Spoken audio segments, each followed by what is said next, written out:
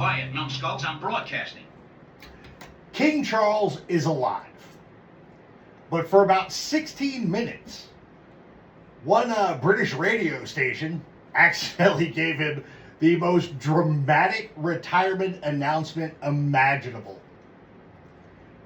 Former pirate radio station, Radio Caroline, mistakenly aired pre-recorded announcements claiming that the king had died, followed by the British national anthem and roughly 16 minutes of silence. The station eventually realized the mistake and apologized, but the explanation for how it happened is what really gets me. According to Britain's media regulator, Ofcom, a staff member was doing maintenance on a studio computer when they discovered pre-recorded files prepared for the eventual death of the king.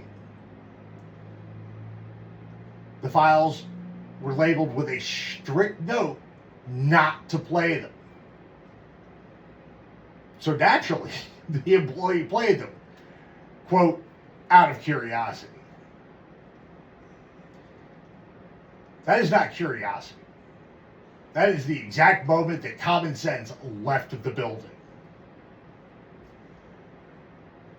The employee reportedly realized what had happened, stopped the broadcast, panicked, and ran away.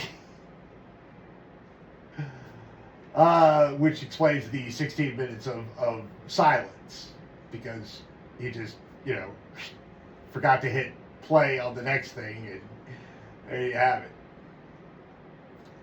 Now, about 30 minutes later, the station issued an apology and confirmed that King Charles was, in fact, still very much alive. Ofcom ultimately found Radio Caroline in breach of broadcasting rules for accuracy and for failing to correct the significant mistake quickly enough. And honestly, I feel for whoever had to explain this to management. The station has since moved the obituary files off the studio computer to help prevent another accidental royal funeral broadcast, which seems like a reasonable policy change.